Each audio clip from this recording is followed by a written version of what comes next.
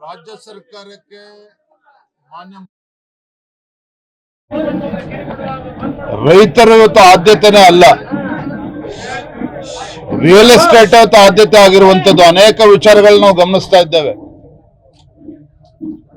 ನೋಡಿ, ಇಂಥ ಒಂದು ಒಳ್ಳೆ ಯೋಜನೆ ರೈತರಿಗೆ ಅನುಕೂಲ ಆಗಬೇಕು ಅಂತ ಹೇಳಿ ಯಡಿಯೂರಪ್ಪನವರು ಹಿಂದೆ ಭಾಜಪ ಸರ್ಕಾರ ಇದ್ದಾಗ, ಯಡಿಯೂರಪ್ಪನವರು ಮುಖ್ಯಮಂತ್ರಿಗಳಾಗಿದ್ದಾಗ ಕೊಟ್ಟಿರ್ತಕ್ಕಂಥ ಯೋಜನೆ 850 ಕೋಟಿ ರೂಪಾಯಿ ವೆಚ್ಚದಲ್ಲಿ ಈ ಯೋಜನೆ ಆಗಿರುವಂತದ್ದು. ಇಂಥ ಸಂದರ್ಭದಲ್ಲಿ ಸಮರ್ಪಕವಾಗಿ ವಿದ್ಯುತ್ ಅನ್ನ ಕೊಡದೇನೆ ತುಂಗಭದ್ರಾ ಭಾಗದಲ್ಲಿ ಸ್ವಲ್ಪ ಮಳೆಯಾಗಿ ನೀರಿದ್ರೂ ಸಹ ನಾವು ಕೆರೆಗಳಿಗೆ ನೀರು ತುಂಬಿಸೋದಕ್ಕೆ ಸಾಧ್ಯ ಆಗ್ತಾ ಇಲ್ಲ. ರೈತರು ಕಂಗಾಲಾಗಿದ್ದಾರೆ. ಇವತ್ತು ಬೀದಿಗಿಳಿದು ಹೋರಾಟವನ್ನ ಮಾಡ್ತಕ್ಕಂಥ ಪರಿಸ್ಥಿತಿಗೆ ಬಂದು ನಿಂತಿದ್ದಾರೆ. ಹಾಗಾಗಿ ಇಂಥ ಸಂದರ್ಭದಲ್ಲಿ ನಾವೊಬ್ಬ ಶಾಸಕನಾಗಿ, ನಾನು ನಮ್ಮ ಮಿತ್ರ ಇರ್ತಕ್ಕಂಥ ಹಿರಿಯರಾಗಿರ್ತಕ್ಕಂಥ BC ಪಾಟೀಲ್ ರವರು, ಶಿಕಾರಿಪುರ ಹಾಗೂ ರಟ್ಟೆಹಳ್ಳಿ ಮಂಡಲದ 2 ಮಂಡಲದ ನಮ್ಮ ರೈತ ಮೋರ್ಚಾ ಎಲ್ಲ ಕಾರ್ಯಕರ್ತರು ನೇತೃತ್ವದಲ್ಲಿ ರೈತರ ಪರವಾಗಿ ಇವತ್ತು ಧರಣಿಯನ್ನು ಹಮ್ಮಿಕೊಂಡಿದ್ದೇವೆ. ನಾನೇನ್ ಹೇಳಕ್ ಹೊರಟಿದ್ದೇನೆ ಅಂತ ಹೇಳಿದ್ರೆ, ರಾಜ್ಯ ಸರ್ಕಾರಕ್ಕೆ ಇಂಥ ಸಂದರ್ಭದಲ್ಲಿ ರೈತರಿಗೆ ಸ್ಪಂದನೆ ಮಾಡಬೇಕಾಗಿರ್ತಕ್ಕಂಥದ್ದು ರಾಜ್ಯ ಸರ್ಕಾರದ ಆದ್ಯತೆ ಆಗ್ಬೇಕಾಗ್ತದೆ, ಕರ್ತವ್ಯ ಆಗ್ಬೇಕಾಗ್ತದೆ. ಹಾಗಾಗಿ ಈಗಲಾದ್ರೂ ಕೂಡ ಎಚ್ಚೆತ್ತುಕೊಂಡು ಸಮರ್ಪಕವಾಗಿ ವಿದ್ಯುತ್ ಅನ್ನ ಕೊಡುವಂತ ನಿಟ್ಟಿನಲ್ಲಿ ಅಧಿಕಾರಿಗಳಿಗೆ ಆದೇಶ ಹೊರಡಿಸಬೇಕು ಅಂತೇಳಿ ನಾನು ಈ ಸಂದರ್ಭದಲ್ಲಿ ಆಗ್ರಹ ಪಡಿಸ್ತಾ ಇದ್ದೇನೆ. ಸರ್, ಈಗ ಒಂದ್ ಕಡೆ ನೋಡೋದಾದ್ರೆ ನೀವು ಈಗ ಅವು ಕೂಡ ಸಮರ್ಪಕವಾಗಿ ಅನುಷ್ಠಾನ ಆಗಿಲ್ಲ. ಟೋಟಲಿ ರೈತರ ಸಮಸ್ಯೆಗಳನ್ನ ನಿರ್ಲಕ್ಷ್ಯ ಮಾಡಿರೋದ್ರ ರೈತರ ಸಮಸ್ಯೆಯನ್ನು ಕೂಡ ಈ ಕಾಂಗ್ರೆಸ್ ಸರ್ಕಾರ ನಿರ್ಲಕ್ಷ್ಯ ಮಾಡ್ತಾ ಇದೆ. ಬೆಂಗಳೂರು ಅಭಿವೃದ್ಧಿನೇ ಕರ್ನಾಟಕ ರಾಜ್ಯದ ಅಭಿವೃದ್ಧಿ ಅನ್ನುವ ಭ್ರಮೆನಲ್ಲಿ ಇವತ್ತು ರಾಜ್ಯದ ಮುಖ್ಯಮಂತ್ರಿಗಳು ಕಾಂಗ್ರೆಸ್ ಸರ್ಕಾರ ಇರುವಂತದ್ದು. ಉತ್ತರ ಕರ್ನಾಟಕದ ಜ್ವಲಂತ ಸಮಸ್ಯೆಗಳ ಬಗ್ಗೆನೂ ಕೂಡ ಚರ್ಚೆ ಆಗೋದಿಲ್ಲ. ಚರ್ಚೆ ಆದ್ರೂ ಕೂಡ ಅದಕ್ಕೆ ಉತ್ತರವನ್ನ ಕಂಡುಕೊಳ್ತಕ್ಕಂಥ ಪ್ರಾಮಾಣಿಕ ಕಳಕಳಿ ಇವತ್ತು ಕಾಂಗ್ರೆಸ್ ಸರ್ಕಾರಕ್ಕಿಲ್ಲ ಅನ್ನೋದು ಮೇಲ್ನೋಟಕ್ಕೆ ಗೊತ್ತಾಗ್ತಾ ಇದೆ. ಇವತ್ತು ಮಾನ್ಯ ಮುಖ್ಯಮಂತ್ರಿಗಳು ಬಿಡದಿ ಟೌನ್ಶಿಪ್ ಬಗ್ಗೆ ಎಷ್ಟು ತಲೆ ಕೆಡಿಸ್ಕೊಂಡಿದ್ದಾರೆ, ಏರ್ಪೋರ್ಟ್ ಬಗ್ಗೆ ಎಷ್ಟು ತಲೆ ಕೆಡಿಸ್ಕೊಂಡಿದ್ದಾರೆ, ಉತ್ತರ ಕರ್ನಾಟಕದ ಜ್ವಲಂತ ಸಮಸ್ಯೆಗಳ ಬಗ್ಗೆನೂ ಕೂಡ ಅಷ್ಟೇ ತಲೆ ಕೆಡಿಸ್ಕೋಬೇಕಾಗ್ತದೆ. ಈಗಾಗಲೇ ಏನು ಮುಂಬರುವ ಅಧಿವೇಶನದಲ್ಲಿ ಎಲ್ಲದರ ಬಗ್ಗೆ ಚರ್ಚೆ ಮಾಡಬೇಕು ಅಂತೇಳಿ ನಾವು ಈಗಾಗಲೇ ತೀರ್ಮಾನವನ್ನು ನಾವು ಮಾಡಿದ್ದೇವೆ. ನಿಮ್ಮ ತಂದೆಯವರು ಕೂಡ ಹಿಂದೆ ನಿಶ್ಚಿತವಾಗಿ ರಾಜ್ಯದ ಜ್ವಲಂತ ಸಮಸ್ಯೆಗಳ ಬಗ್ಗೆ, ರೈತರ ಸಮಸ್ಯೆಗಳ ಬಗ್ಗೆ ಭಾರತೀಯ ಜನತಾ ಪಾರ್ಟಿ ಹಳ್ಳಿ ಹಳ್ಳಿಗೆ ತೆರಳಿ ನಾವು ಜನರಲ್ಲಿ ಜಾಗೃತಿಯನ್ನು ಕೂಡ ಮೂಡಿಸಬೇಕು.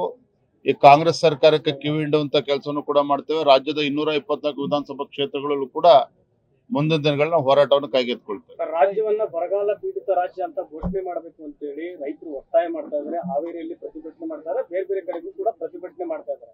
ನೀವೇನು ಒತ್ತಾಯ ಮಾಡ್ತೀರಿ ರಾಜ್ಯ ಸರ್ಕಾರ?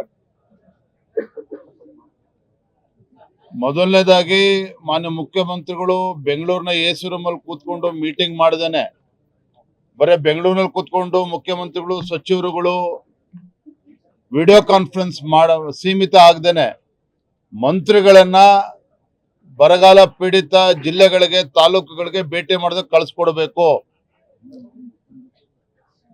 ಹಳ್ಳಿಗಳಿಗೆ ಹೋದ್ರೆ ರೈತರ ಹತ್ರ ಕೂತ್ಕೊಂಡ್ರೆ ಅಲ್ಲಿ ಸಮಸ್ಯೆಗಳು ಏನು ಅಂತೇಳಿ ಅರ್ಥ ಆಗ್ತದೆ. ಬೆಂಗಳೂರು AC ರೂಮಲ್ಲಿ ಕೂತ್ರೆ ಅರ್ಥ ಆಗೋದಿಲ್ಲ.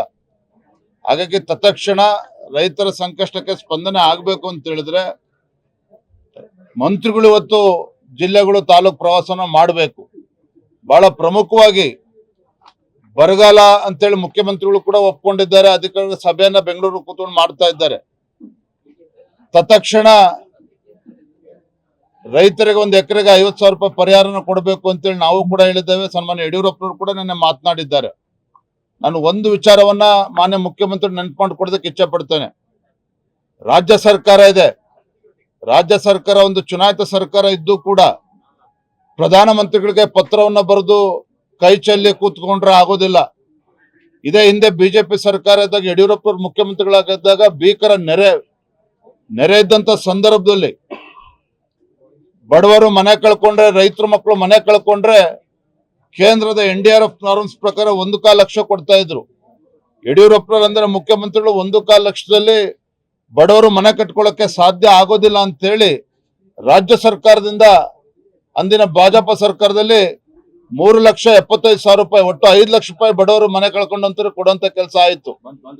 ಆದ್ರೆ ಈ ರೀತಿ ಯಾವುದೇ ಕೆಲಸವನ್ನ ಯೋಜನೆಗಳನ್ನ ಇಂದಿನ ಕಾಂಗ್ರೆಸ್ ಸರ್ಕಾರ ಮಾಡ್ತಾ ಇಲ್ಲ. ಒಟ್ಟಾರೆಯಾಗಿ ಈ ಸರ್ಕಾರ ಬಂದಾಗಿನಿಂದ ಕೂಡ ಎಲ್ಲಾ ಯೋಜನೆಗಳು ನೆನೆಗುದಿಗೆ ಬಿದ್ದಿರ್ತಕ್ಕಂಥದ್ದು. ಹಾಗಾಗಿ ಮಾನ್ಯ ಮುಖ್ಯಮಂತ್ರಿಗಳನ್ನ ಆಗ್ರಹ ಪಡಿಸ್ತೇನೆ, ನೀವು ಕೈ ಕಟ್ಕೊಂಡು ಕೂತ್ರೆ ಆಗೋದಿಲ್ಲ, ಪ್ರಧಾನಮಂತ್ರಿಗಳು ಬರಬೇಕು, ಕೇಂದ್ರ ಸರ್ಕಾರ ಬರಬೇಕು ಅಂತೇಳಿ. ರಾಜ್ಯ ಸರ್ಕಾರ ನಿಮ್ದು ಕೂಡ ಕರ್ತವ್ಯ ಇದೆ. ಕೇಂದ್ರದಿಂದ ಬರೋ ಅನುದಾನ ಕಾಯ್ದೇನೆ ತತ್ಕ್ಷಣ ಈ ಬರಗಾಲದ ಸಂದರ್ಭದಲ್ಲಿ ಹಣವನ್ನ ಬಿಡುಗಡೆ ಮಾಡಬೇಕು. 8,000 ಕೋಟಿ ಬಿಡುಗಡೆ ಮಾಡಿದ್ರೆ ಇಲ್ಲಿವರೆಗೂ ಕೂಡ ಒಂದೊಂದು ತಾಲೂಕಿಗೆ ಕುಡಿಯೋ ನೀರಿಗೆ 1 ಕೋಟಿ ರೂಪಾಯಿ ಕೊಟ್ಟಿದ್ದೀನಿ ಅಂತ ಹೇಳ್ಬಿಟ್ರೆ ಸರ್ಕಾರದ ಜವಾಬ್ದಾರಿ ಮುಗ್ದೋಯ್ತಾಗಾದ್ರೆ. ಇವತ್ತು ಜಾನುವಾರುಗಳು ಇವತ್ತು ನೀರಿಲ್ಲ, ರೈತರು ಇವತ್ತು ತೊಂದರೆಯಲ್ಲಿದ್ದಾರೆ. ಹಾಗಾಗಿ ರಾಜ್ಯ ಸರ್ಕಾರ ಸ್ಪಂದಿಸಬೇಕು ಈ ನಿಟ್ಟಿನಲ್ಲಿ. ನ್ಯೂಸ್ ಫಸ್ಟ್ ನಿರ್ಭೀತಿಯಿಂದ ನಿಮ್ಮ ಪರವಾಗಿ.